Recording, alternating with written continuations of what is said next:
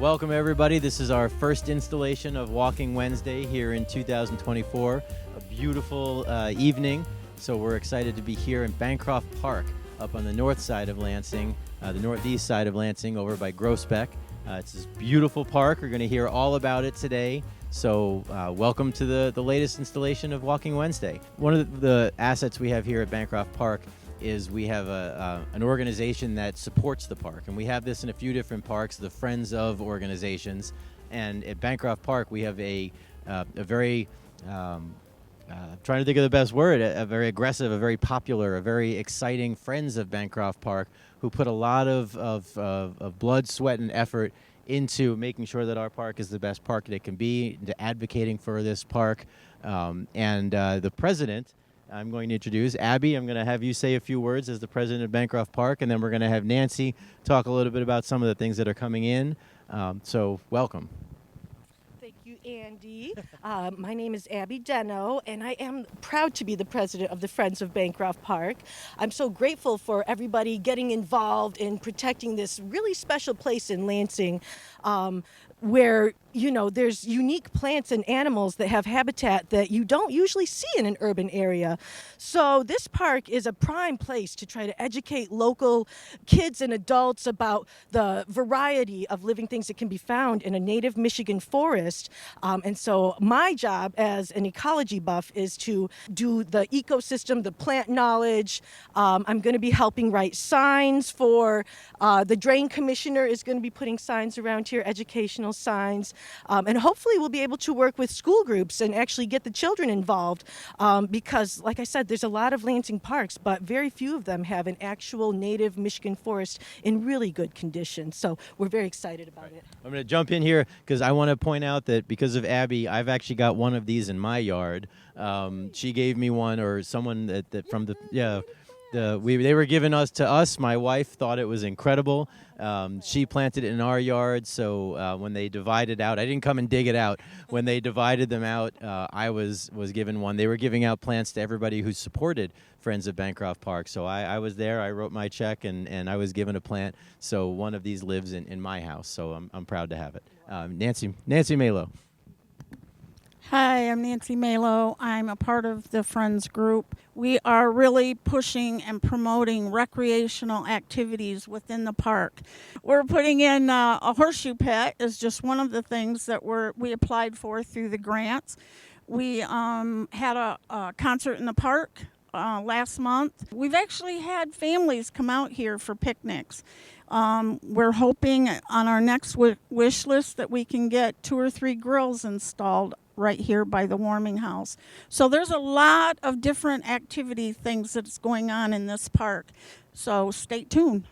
So yes, Nancy has mentioned several different resources that we have here at the city. We have our parks. We have a millage, so the voters pay every year towards supporting our parks, and we have a parks board that makes recommendations to me on capital infrastructure, so things that we can do. The Parks Board votes on the list. We've got a gate here that's going to be updated when the Parks Board supported that. And then additionally, we have neighborhood grants. So Nancy mentioned that there was a grant that for the horseshoes. We have a grant that neighborhood organizations and civic organizations apply for. That at one time was only neighborhood organizations, and we expanded it, so now civic organizations like Friends of Bancroft Park can apply. So we're really excited that we can provide funding. We have a neighborhood advisory board that our neighborhoods, arts and citizen engagement department staffs, and we love spreading those dollars around throughout the city. It's something that I put in my budget every year, city council supports every year, and we're proud to put those dollars back into our neighborhoods. It's very exciting, Nancy. I know what you were going to say. Nancy applied for neighborhood grants to do movies in the park. And so we're having our first movie of the park. It's going to be Wall-E.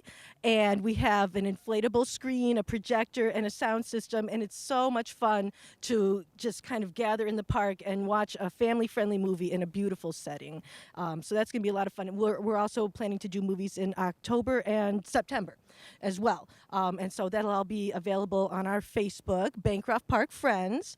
And anything else to add, Nancy? No, I think that's... All right, did you want to show some of the area? Yeah.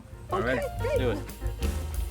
blue and green is Bancroft. The red is an extension farther down on the drain. This is the rain garden that we're hoping Abby will start with. Hi.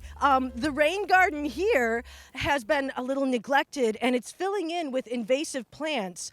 And invasive plants, it's important to remove them because they can take over entire ecosystems. They have advantages over the native plants in Michigan. For one thing, they don't have any natural predators. And so working on removing invasives is a little bit difficult, but we are dedicated to taking this entire area and turning it into a thriving native plant area that supports pollinators, that has a variety of native species, and those native plants have longer roots than the invasive species. They will actually help to filter the pollution out of the water that goes into the ground. So that's just one of many reasons why native plants are so important. And we hope to have the community support behind this because this is going to be a major project for us. This entire thing needs to be completely dug out and the invasive species treated by a professional. But it's important to know how to treat invasive species, Andy, because this one you might want to weed whack, and we've got Japanese knotweed at the other end of the park. If you weed whack that one, every one that goes off can turn into a new plant and spread the infestation. So that's why plant identification is so important, and that's why I want to really teach it to people, because it matters how we treat the ecosystem, you know. And if people just go clearing brush and don't even know what plants they're dealing with, they could do unintentional damage, you know.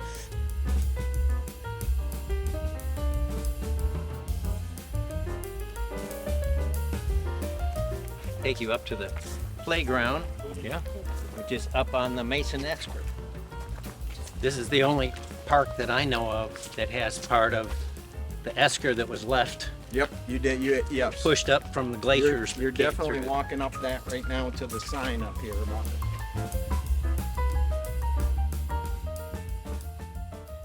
So all I know about the Mason Esker is that it's a glacial formation that's kind of special in mid-Michigan and a little bit rare. And it was made out of gravel, wasn't it? Yeah, earth, gravel, and stone that was pushed out of the... Yeah. And so I know that earlier, when did they mine it originally? In the 1800s? Yeah, a long time ago, they mined a lot of it, and this little piece remains. So it's the only piece left of the original Mason Esker is the name of the formation, and I think it's the only piece left in mid-Michigan. So it's really special for that reason and many more. So this path kind of leads along the top of the esker, and on either side the land slopes down into what's known as vernal pools. And so this vernal pool down here is kind of like a temporary waterway. It's mostly dried up right now, but when the rain is really heavy, or in the spring, in the fall, in the winter, it'll fill in with more water, and it supports a variety of wildlife, including frogs, salamanders, turtles, amphibians, birds, native plants.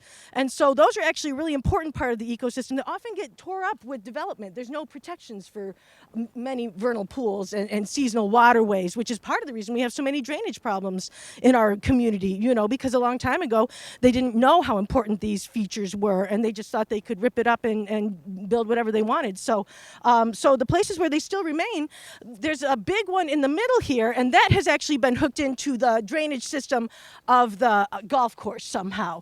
And I do think that it somehow separates the runoff from the golf course to keep it out of Bancroft Park was the point of that drainage project. So hopefully it's doing a great job, and we're going to have a thriving vernal pool down here that hosts a variety of wildlife. Like I said before, Bancroft Park hosts a variety of native plants and animals, but the invasive species that come from other continents and have been spread by humans who didn't know the damage that they would cause, they creep into our native natural areas. And so one we have over here is a rose bush, and it's actually called multiflora rose. And so what I see when I look at the woods is how quickly these species grow.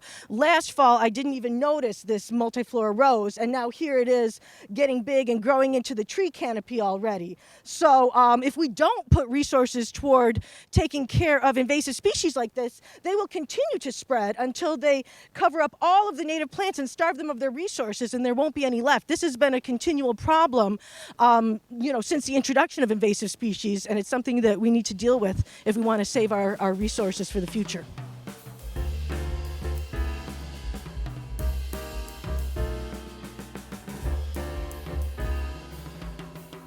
I'm Kim Ellenwood, and I'm also on the board of Friends of Bancroft Park, and my property actually borders Bancroft Park. Over just to the west of us here is the pond of Bancroft Park, and as we go around to the other side there is an overlook for the pond.